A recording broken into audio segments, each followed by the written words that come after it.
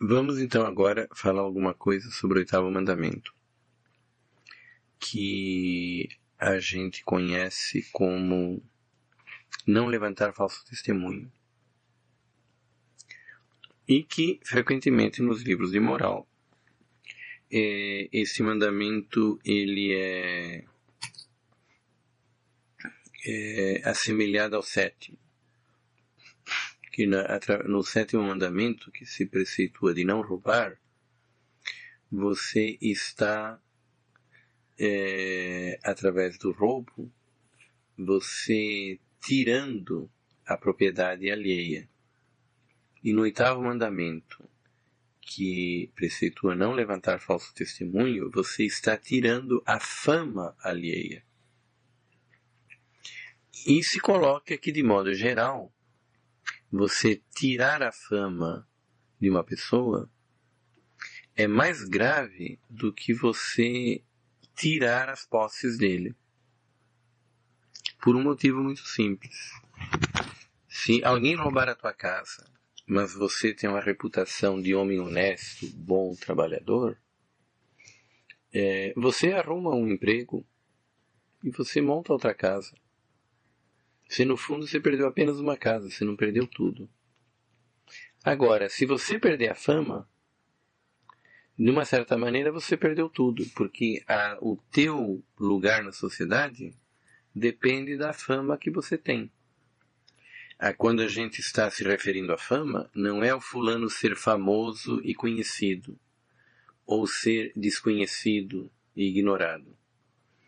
Não é esse tipo de fama. A fama que a gente está falando é você, ao ser conhecido, as pessoas constatarem que você é uma pessoa honesta, virtuosa, confiável.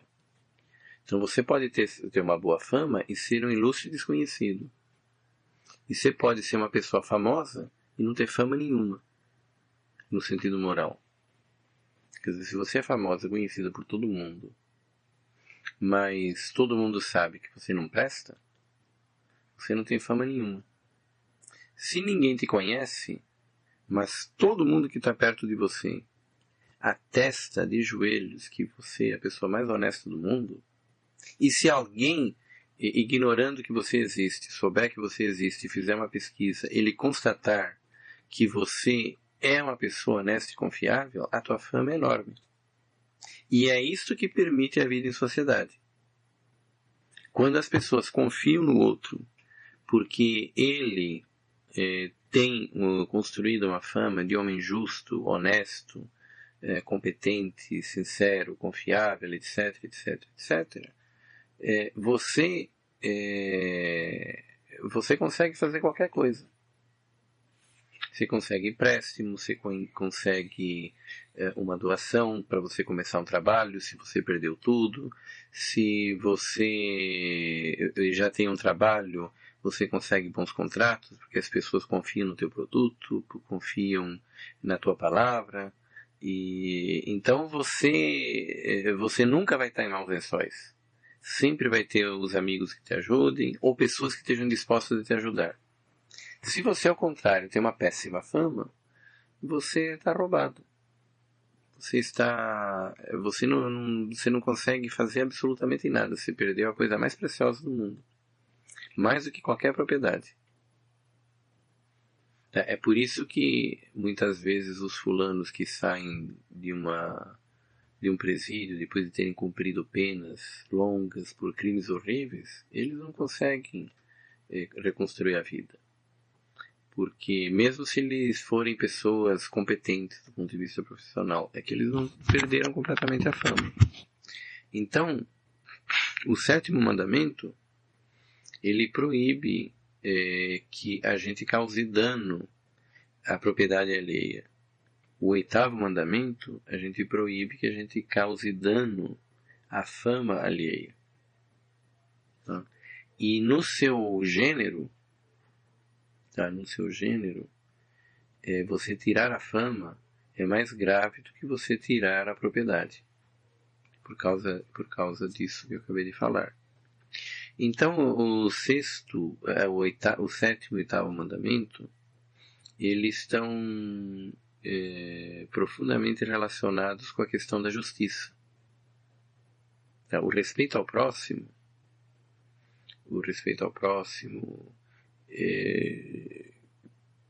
ele frequentemente, o aspecto principal envolvido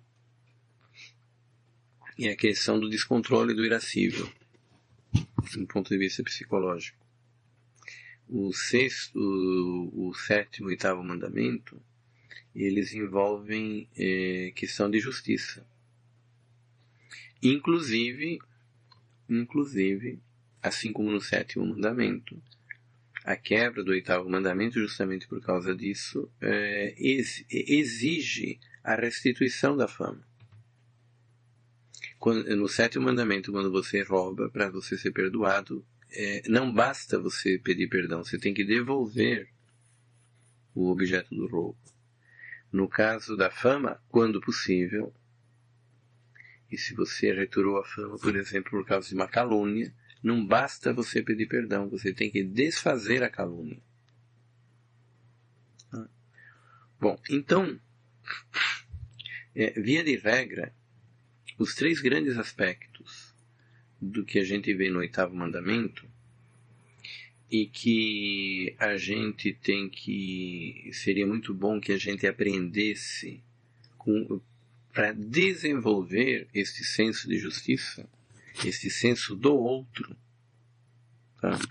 Quer dizer, a grande coisa, a grande diferença da justiça para a castidade e para a paciência é que, no fundo, a paciência ordena a nossa psicologia interna em relação a nós mesmos. Você não se irar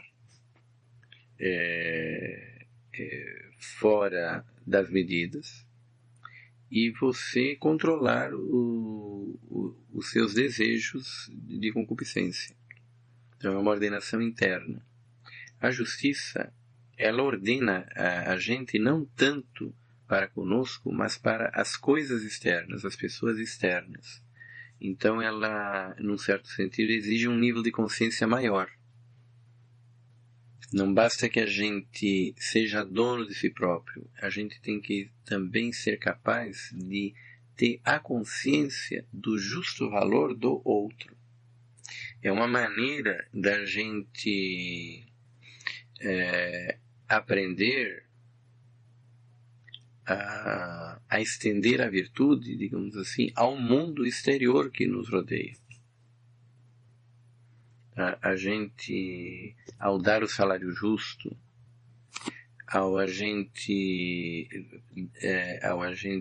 repassar o supérfluo às pessoas que têm e padecem necessidade extrema, nós estamos, no fundo, conscientizando-nos, aprendendo do ponto de vista moral a ter uma sensibilidade para com a realidade externa, do ponto de vista moral. E, de uma certa maneira, o oitavo mandamento está dentro disto, porque, no fundo, o oitavo mandamento é uma questão de justiça para com o próximo, e a respeito de um bem que é mais sutil, mas é mais importante do que a própria propriedade, que é a fama do indivíduo. Normalmente nós não temos consciência disso. E de uma certa maneira é um pecado que é inclusive muito comum nas pessoas do sexo feminino, de falar mal dos outros, etc. Isso envolve, para que a gente possa se corrigir disso, uma consciência grande da existência do outro. Envolve que a gente saiba se colocar na pele do outro como se fôssemos nós mesmos. Então, isso é algo que é uma preparação muito forte para o mandamento de amar ao próximo como a si mesmo.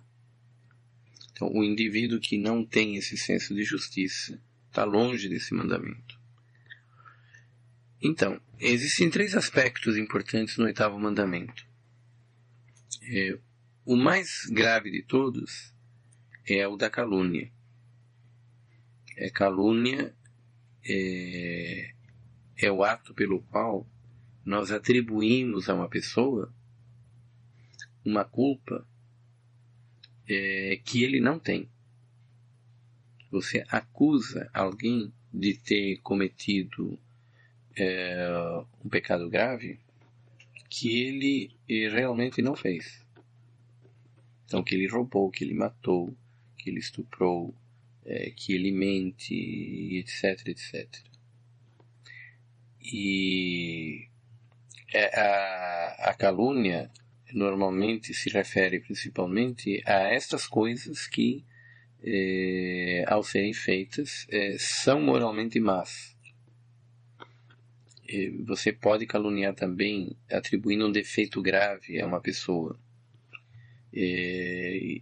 Mas, de modo geral, o que realmente tira a fama do indivíduo são as coisas no campo moral. São aquelas acusações de coisas que tornam uma pessoa má. Roubo, adultério e assim por diante. Geralmente, não é propriamente uma calúnia quando você atribui um defeito. A não ser que seja um defeito que desmereça o indivíduo, um defeito que ele não poderia ter, pela profissão que ele exerce, ou pelas coisas que normalmente ele faz. E, de modo geral, a calúnia ela ocorre, na grande maioria das vezes, quando a gente atribui a alguém alguma coisa moralmente má. Então, nesses casos, nós não só incorremos num pecado grave ao fazê-lo isto com advertência e consentimento, como também a gente incorre no dever de desfazer a calúnia. Então, se você acusa que alguém roubou, e não era verdade, você não pode pedir o perdão sacramental se você não se compromete a desfazer a calúnia a todos quantos a calúnia chegou, tanto quanto possível. Então, se você acusou alguém num jornal de que o fulano é ladrão, e não era, você tem que publicar naquele jornal um esclarecimento que aquilo não era verdade. Você, teoricamente, o que você é obrigado a fazer é desfazer o dano. Então, não interessa para desfazer o dano se você está declarando que você fez de propósito, de má vontade, ou se foi um engano involuntário. Para desfazer a calúnia, não interessa que você declare as suas verdadeiras intenções. O que interessa é que fique bem claro que o fulano que foi acusado de roubar, ele não roubou. Se você fez isso sem querer, ou se você fez isso de propósito, em princípio isso não interessa para esclarecer a verdade. Então você não é obrigado a dizer isso. Eu caluniei de propósito, de maldade. Você pode dizer, houve um engano. De fato houve um engano, maldoso e proposital. Mas se disser que houve um engano, as pessoas normalmente entendem que foi sem querer. Apesar de você não estar dizendo isto. Então, houve um engano. Lamentavelmente, foi divulgada uma notícia errada. O fulano tal, que foi acusado disso e disto, ele é totalmente inocente, ele nunca fez isso, é uma pessoa ótima, excelente. Se a coisa evoluiu para mais do que o âmbito daquele jornal, você publicou a calúnia naquele jornal local e depois espalhou para o Brasil inteiro, você tem que arrumar um jeito de fazer a notícia chegar mais ou menos no âmbito aonde ele foi danificado. Quer dizer, você tem a obrigação de desfazer o dano que você fez. Se você pensou em caluniar o fulano, escreveu o texto, mandou para o jornal, e aí o jornal não publicou, e depois você vai visitar o jornal e você vê que a carta onde você publicou nem tinha sido aberta e você pega ela de volta, você nem precisa explicar o que aconteceu. Ninguém ficou sabendo, não houve dano nenhum. Então, ainda bem. E o segundo aspecto do 8º mandamento é um pouco diferente. É quando você fala, divulga uma qualidade má de um indivíduo que infelizmente é verdadeira. Tá? Então, por exemplo, o fulano cometeu adultério, só que ninguém sabia, só você. E ele se corrigiu, inclusive. Por exemplo, quantos casos tem de, às vezes, uma esposa até boa, compreensiva, dedicada, que não é bem tratada pelo marido, um dia, num momento de depressão, ela acaba traindo uma outra pessoa, depois se arrepende amargamente, nunca mais volta a fazer, e nunca ninguém ficou sabendo, a não ser você. E aí um belo dia você, no meio da janta, lá junto com o teu colega, se diz, olha, você sabia que a tua mulher fez isso, isso e aquilo? Quando? 5 anos atrás, eu fui testemunha. Mas aquela mulher, tirando isso, ela foi sempre uma pessoa exemplar, nunca ninguém soube. Você está contando uma verdade, mas você está causando um prejuízo gigantesco para o casal. E não tinha motivo para você contar isso. Você está contando uma verdade que ia revelar um defeito grave de uma pessoa sem haver nenhum motivo. Se a pessoa se arrependeu, inclusive o próprio marido pode ter feito isso, talvez 50 vezes, ela só fez uma. Isto era para ficar calado, enterrado para o resto da vida. A não ser que algum dia houvesse um motivo justo para você declarar. Aí outra história. Então isso daí evidentemente um pecado grave. Isso vai contra a benevolência que a gente deve ao próximo. Com certeza, essa mulher, ela deve ter ficado odiando você por ter dito um negócio desse. Quer dizer, né, é evidente uma coisa que incorre numa rejeição desse porte, e isso daí é um pecado grave. E além disso, você está roubando uma fama que a pessoa tinha, que não precisava ser tirada. Você está tirando dela muito mais do que se você roubasse a casa. Provavelmente acabou o casamento dela, que é mais valioso do que a própria casa. Se você tivesse roubado a casa dela, não ia ser tão grave como uma coisa dessa. Então, de modo geral, a gente nunca pode declarar algo que seja que tenha natureza de pecado grave que alguma pessoa tenha cometido, se não houver um motivo justo. Se houver um motivo justo, a história é diferente. Mas se não houver um motivo justo, você dizer as coisas verdadeiras que desabonam os outros é pecado grave. Principalmente se tratarem de pecados graves, porque é isto justamente o pecado grave é que faz com que a pessoa perca aquela fama de pessoa boa e que merecedora de confiança que ela precisa para poder viver em sociedade. Então, o que seria uma causa justa? Para você revelar um defeito grave de uma pessoa. Defeito grave, de modo geral, são os pecados graves. A não ser que não seja um pecado grave, mas seja uma qualidade que o fulano ele necessita de conservar a fama dele para a profissão ou para o posto que ele está ocupando na sociedade. E geralmente são os pecados graves. Então, o que se justificaria uma coisa dessas? Primeiro, evitar um mal maior. Evitar um próprio pecado grave. Ou um mal muito grande, proporcional à revelação que você está dando.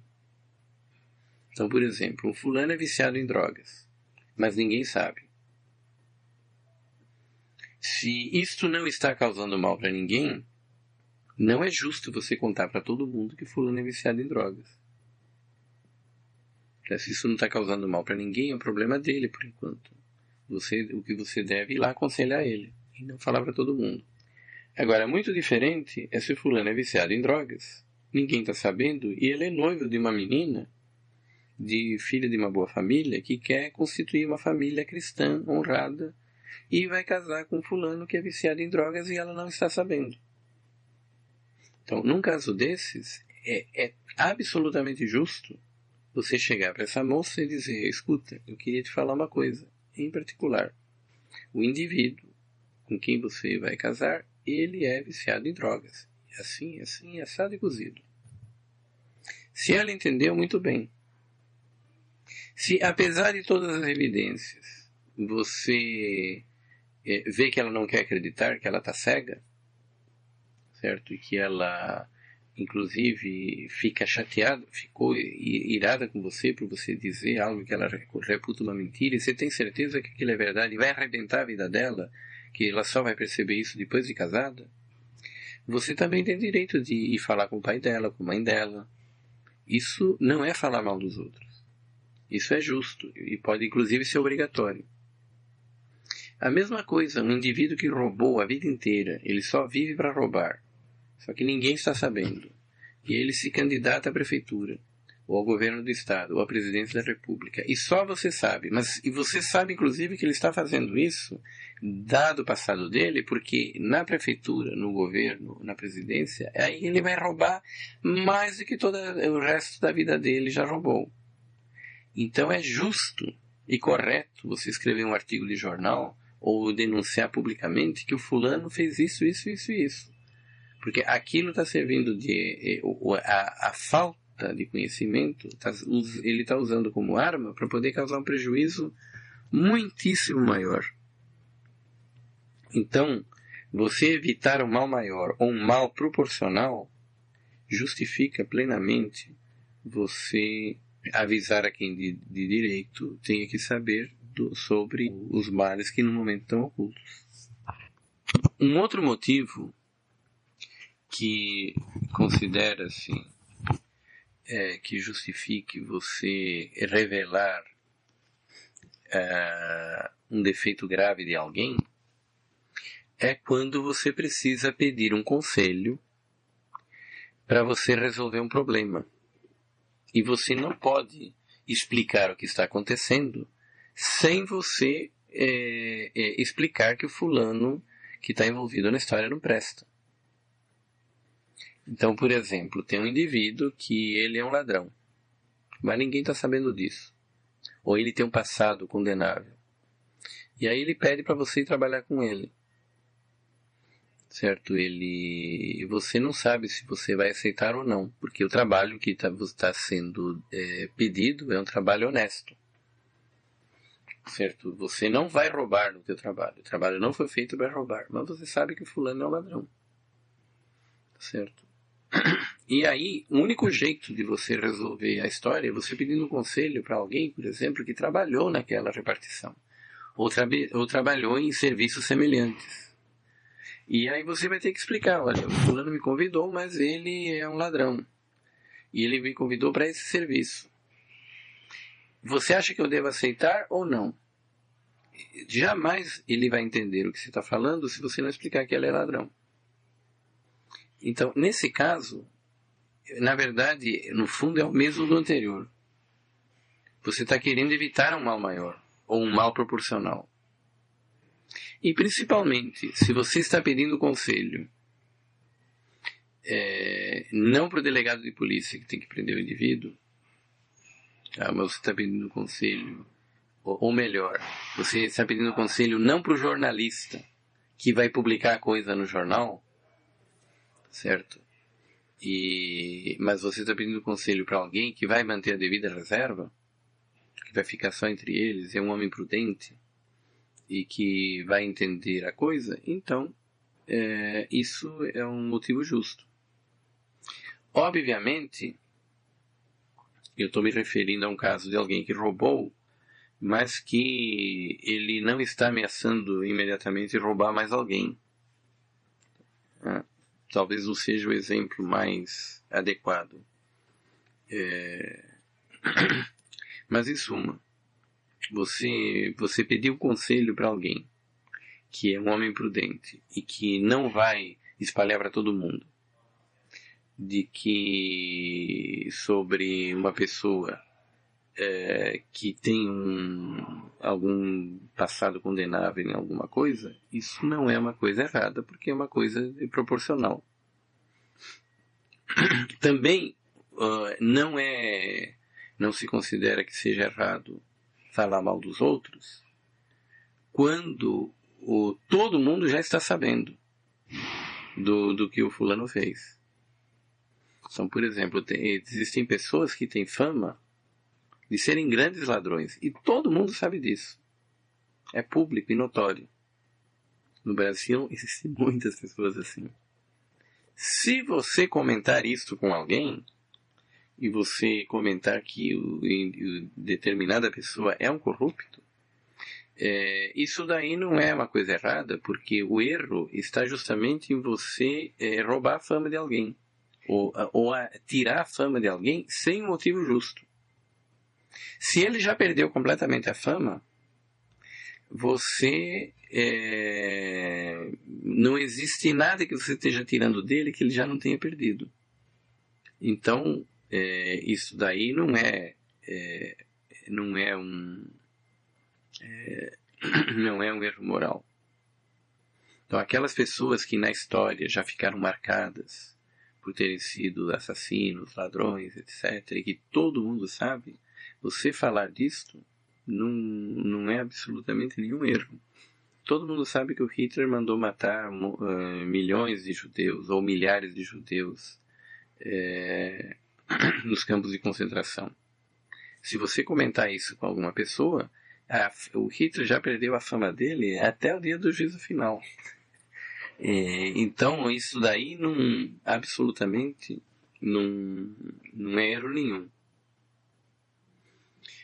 E também não se considera que seja um erro moral quando alguém fez uma grande maldade contra você e que ninguém está sabendo, mas é uma maldade muito grande, e você, naquela angústia, naquela tristeza, você vai e desabafa com o teu grande amigo, ou com a tua esposa, ou com o teu pai, ou com o teu melhor amigo, e é uma coisa que vai ficar circunscrita àquele ambiente. Você, objetivamente, você não precisava contar isto, porque o teu chefe fez um grande erro moral, mas a coisa está resolvida e não vai se repetir mais, e não tem motivo por que falar, e não vai adiantar nada você falar para tua esposa, para o teu filho, para o teu pai, teu grande amigo. Mas o abalo é tão grande que você sente uma necessidade de desabafar.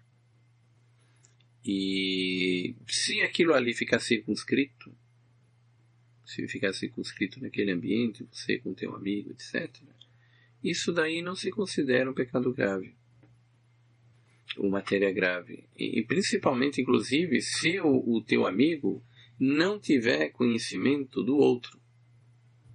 Tá? Principalmente se ele sabe quem é o outro, mas eles não convivem juntos. Então, você não está subtraindo grande coisa da fama dele. Tá? E principalmente ainda se for uma pessoa discreta, que sabe guardar reserva, e etc. Às vezes, inclusive,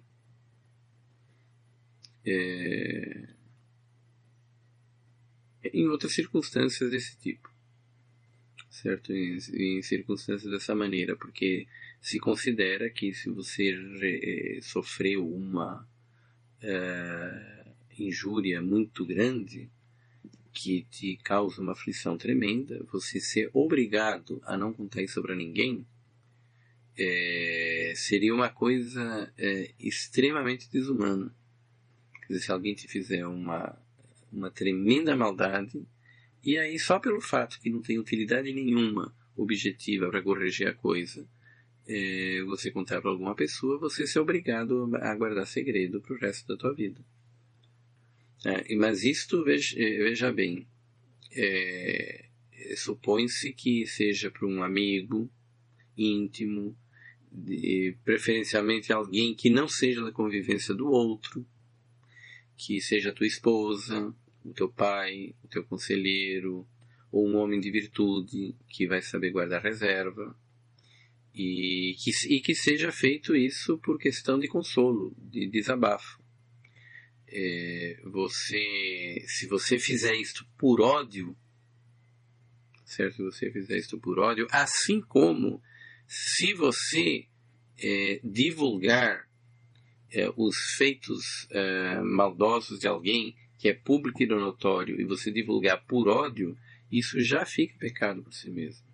Se você divulga isso porque você gosta de falar mal dos outros e se aprecia, e você só não fala outras coisas ocultas e só fala o que é notório porque você não a sabe, e você está fazendo isso com já má intenção, aí tudo isso cai por terra. Aí isso é maledicência. Tá? Então, via de regra, se a gente não tiver coisas desse tipo, circunstâncias desse tipo, você falar mal dos outros, de coisas que são matéria de pecado grave, normalmente é pecado grave. A gente tem que ter um respeito muito grande pela fama das pessoas, mesmo nesses casos onde eles são culpados. E que muitas vezes essas pessoas que são culpadas, elas estão em processo de arrependimento. Por exemplo, às vezes, então a coisa é uma injúria ainda mais grave. Você imagina, por exemplo, uma prostituta que vivia no mundo das drogas, da prostituição, da libertinagem, e aí ela consegue se sair desse submundo, e aí ela se torna uma secretária executiva de altíssimo padrão e totalmente honesta, uma pessoa exemplar. Aí um belo dia você chega no escritório dela, você encontra ela depois de muito tempo, você diz assim: nossa, você por aqui, como você mudou, essa mulher, olha, essa mulher é que é um exemplo, vocês não imaginam do mundo que ela saiu. Eu conheci ela quando ela estava na vida assim, assim, assim, assim, agora é um exemplo, ela vale muito mais do que vocês que já nasceram em berço de ouro. Isso é que é uma pessoa que merece realmente respeito. Quer dizer, o que você fez? Você acabou com a vida dessa pessoa. E era tudo verdade, isso que era o pior. Isso simplesmente não é justo. E isso não é justo, ainda que não seja um caso tão extremo quanto esse. E existe finalmente um último aspecto. Um último aspecto desse problema, que você veja, esse problema de falar mal, e esse último aspecto que eu vou contar, ele normalmente é reflexo de desajustes psicológicos muito sérios que precisam ser corrigidos. Tem gente que é viciado nisso. Tem gente que é viciado em calúnia, tem gente que é viciado em falar mal, e tem gente que é viciado nessa última coisa que eu vou falar agora, que é esse último aspecto do respeito à fama alheia, é o que a gente chama de julgamento temerário. Julgamento temerário é quando você faz um julgamento sobre a conduta de alguém no teu íntimo, sem que você tenha divulgado para ninguém. Mas você julga a pessoa de uma maneira má, sem você ter a prova de que realmente a pessoa agiu de uma maneira má. Então, existem pessoas que fazem isto assim, quase como uma segunda natureza. Isso é horrível. E obviamente, isso daí é um empecilho à prática do amor ao próximo. A prática do amor ao próximo tal como Jesus a entendia. De você dar a todos, inclusive aqueles que te ofenderam, aqueles que te prejudicaram, uma benevolência que inclua um perdão ilimitado. E o julgamento temerário, um caso típico de julgamento temerário é quando, por exemplo, naqueles lugares onde existe preconceito contra os negros, se houve um roubo na loja, com certeza foi o funcionário negro.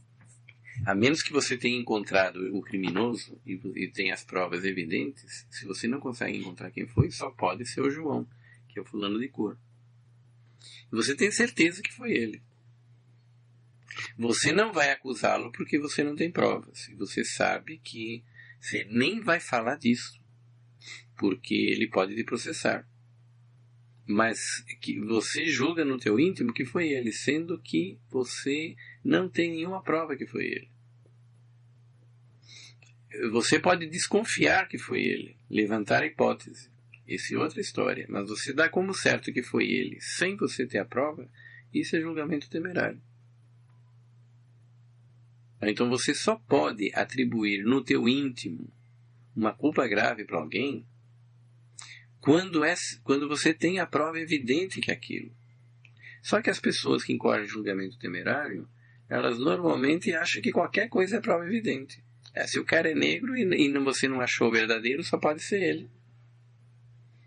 Certo? E assim, frequentemente, você atribui aos atos das pessoas intenções maléficas que elas não tinham. E você acha com certeza que só pode ter sido por causa daquilo. Você levantar a hipótese é uma coisa certa. Se houve um roubo no Vaticano, você pode inclusive levantar a hipótese que foi o próprio Papa.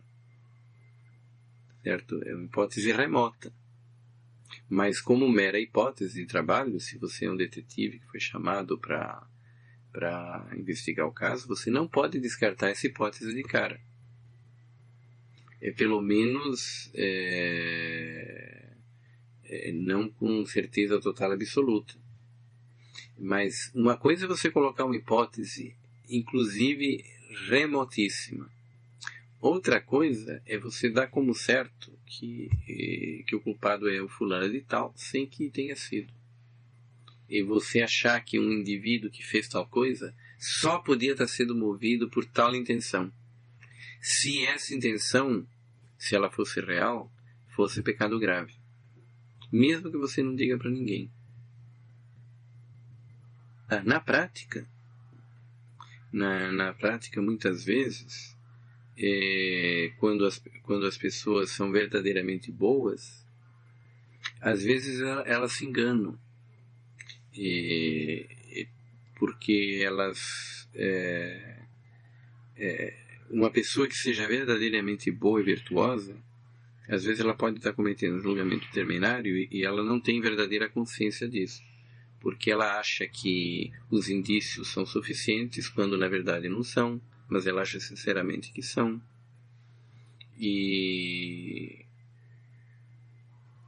Ou então a pessoa não percebe que ela está dando como certo, ela diz que está dando como hipótese, mas ela de fato está dando como certo e ela não percebe, ela se engana a si mesma. Mas esses enganos, normalmente elas podem acontecer com pessoas que são muito tementes a Deus e estão acostumadas com a virtude. O fato é que existe gente que tem uma inclinação quase que connatural para o julgamento temerário. Qualquer coisa que aconteça, sempre a intenção é a pior possível. E essas coisas, elas podem ser pecado grave, sim, e com muita facilidade. Você, de modo geral, atribuir como certo a alguém uma culpa grave, sendo que você não tem a prova certa, isso daí, mesmo que não cause uma retirada de fama da pessoa, porque você não contou nada para ninguém, isso daí é uma coisa injusta. Isso é injustiça. Você não tem direito de pensar mal de uma pessoa se você não tiver a prova clara daquilo. Você pode suspeitar. E isto é uma coisa... isto eu vejo que quando as pessoas fazem muito isso, elas não param mais de fazer isso. Se você começa a cultivar isto é uma escada uma escada escorregadia terrível. Se você começa a ter um pouco disto e você não se corrige, em questão de anos isso vira um vício que a gente dificilmente consegue largar. Então, apesar de parecer uma coisa inofensiva, isso é muito grave. E, inclusive, do ponto de vista da convivência da gente. E quando as pessoas começam a ter isto em uma grande quantidade, inclusive difícil de trabalhar com pessoas assim. Quer dizer, as pessoas começam... qualquer coisa que aconteça, ela vai enxergar sempre da pior maneira. E daí ela vai tomar decisões erradas para a própria vida dela. Quer dizer, a pessoa que ia fazer o bem, ela vai fugir dela. Ela vai acabar caindo na mão das pessoas que querem fazer mal para ela. Ela simplesmente está vivendo num mundo fantástico, onde ela vai interpretar as coisas da maneira totalmente contrária que objetivamente ela deveria estar fazendo para o bem dela própria, para tomar as atitudes dela. Quer dizer, a maior vítima é ela mesma. Fora o fato de que isso é uma coisa injusta. Quer dizer, no fundo, veja, essas pessoas não desenvolveram o senso de justiça. Esse senso de justiça aqui é indispensável para a prudência. Não existe prudência se primeiro as virtudes básicas não se desenvolvem. Porque do mesmo jeito que não adianta ter um maestro se os músicos são uma droga. E mesmo que um músico seja uma droga, não adianta fazer uma orquestra se o violino é uma maravilha, mas o clarinete está totalmente desafinado. Então, no fim, a música vai ser o fim da picada.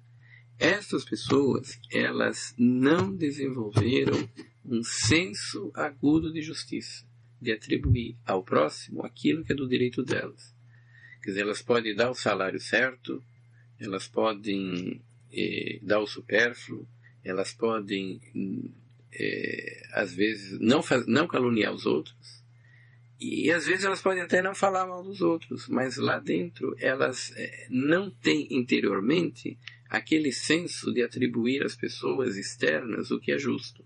Se elas tivessem, se elas fossem o outro, se elas pudessem se colocar no lugar do outro, e o outro estivesse ouvindo o que ela está pensando deles, e simplesmente eles perceberiam um mundo fantástico e que perceberiam que essa pessoa não consegue entender o outro enquanto o outro. Então falta esse item do senso de justiça, que são as três virtudes cardeais principais que a gente tem que desenvolver, que vão puxando todas as outras antes que possa se exercer a prudência de uma maneira correta. Quer dizer, como é que uma pessoa pode ser prudente se ele não é casto? Se ele desliza na castidade o tempo todo? Quer dizer, a falta de castidade vai fazer ele fazer o julgamento errôneo na hora de agir. Ele vai preferir a mulher sensual do que a pessoa certa para fazer o trabalho certo. Se a pessoa ela é viciada em julgamento temerário, como é que ela pode desenvolver a prudência? Se a toda hora ela está julgando dentro dela um mundo fantástico porque ela não consegue ter o senso de justiça do outro. A prudência simplesmente não funciona. Ela vai tomar decisões erradas, não vai coordenar as coisas direito, nunca vai se desenvolver a prudência.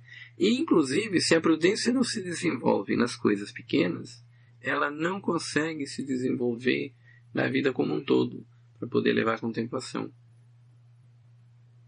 Então é uma tragédia. Mas isso faz parte do senso de justiça. E num certo sentido, para algumas pessoas, a questão do julgamento temerário é mais delicado. Porque a pessoa que está tudo certo no resto, mas ela tem o vício do julgamento temerário, ela... Como é que se diz? Ela simplesmente ela não sabe que é senso de justiça. Ela pode externamente observar a justiça, mas internamente ela não tem o senso de justiça. Ela tem uma desordem na vontade radical. E aí não existe prudência. E sem a prudência não existe o trabalho harmônico das virtudes. Não existe aquela música. O violino é uma maravilha, mas a música não presta. E se uma música não presta, a sinfonia da vida inteira, se ela não consegue tocar uma música, não vai conseguir tocar a sinfonia da vida inteira. Então, esses 3 pontos, calúnia, falar mal e julgamento temerário, são coisas extremamente importantes para serem cultivadas. Você tem um exemplo fantástico do oposto do julgamento temerário na vida de São Tomás de Aquino. Quando São Tomás de Aquino era estudante já universitário, ele foi transferido da Itália para a Alemanha. Aí quando chegou na Alemanha, ele se integrou num ambiente que ele não era conhecido e ele ouvia as aulas com o maior silêncio. Ele ouvia, anotava, não falava nada. Você deve conhecer esse fato. E aí as pessoas estranhavam que ele não falava nada e acharam que ele era um débil mental. Então um dia fizeram uma brincadeira. Você quer ver como ele é débil mental? Eu vou dizer para ele que tem uma vaca voando no céu. Você vai ver que ele vai para a janela. Não ninguém é tão idiota assim. Você está tirando sarro. Não, você vai ver. Aí o fulano foi: Tomás, olha, tem uma vaca voando. Aí o Tomás levantou e foi achar até a janela. O pessoal ficou estupefato. E o que é pior é que quando ele voltou, ele ainda disse: não tinha nenhuma vaca voando, eu não vi. E aí todo mundo rindo. Falou: que onde que você já viu uma vaca voando, Tomás? Não tem vaca voando nenhuma. Então vocês mentiram? Agora que você está percebendo que nós mentimos, mas onde que você está com a cabeça? Você é doido por acaso, ou idiota? O que você está fazendo estudando aqui junto com a gente? Aí ele explicou: olha, na verdade eu achei estranho. Só que vocês são seminaristas. Então eu falei: olha, eu nunca vi uma vaca voar, mas também eu nunca vi um seminarista mentir. Então eu prefiro achar que a vaca está voando e que não que o seminarista estivesse mentindo. Agora eu estou surpreso. Então vocês mentiram? Ficaram boquiabertos. Mas você veja, isso é o oposto do julgamento temerário. Isso é o oposto do julgamento temerário. Quer dizer, mesmo quando estava evidente que eles estavam mentindo, Tomás de Aquino quis ter uma prova. Não, vai. Para Deus nada é impossível. Tá certo? E um seminarista não mente. Quem sabe? Isso aí só vou poder ter certeza quando eu for olhar. Aí ele foi e viu. Certo? Isso também é um senso de justiça. Isso não reflete uma idiotice, reflete um senso de justiça tremendo. E esse mesmo senso de justiça que quando ele fez a Suma Teológica, fez todas as coisas estarem equilibradas no seu lugar. E na Suma Teológica é um livro equilibradíssimo, sensato, onde cada coisa é dado e colocado no seu justo valor, na sua justa posição. No fundo, é exatamente porque ele foi olhar a vaca, se tinha uma vaca voando. Se ele não tivesse ido, se ele não tivesse esse senso de justiça, que ele estava tão convicto de não fazer um julgamento temerário que até naquele caso ele falou, olha, vaca não voa, mas eu vou olhar. Certo? E o senso de justiça era tão grande que acabou se refletindo em tudo o resto. Então, essas coisas a gente tem que fazer questão de cultivar mesmo, porque inclusive os grandes erros começam nas pequenas coisas. Certo? Bom, então nós terminamos aqui a questão do oitavo.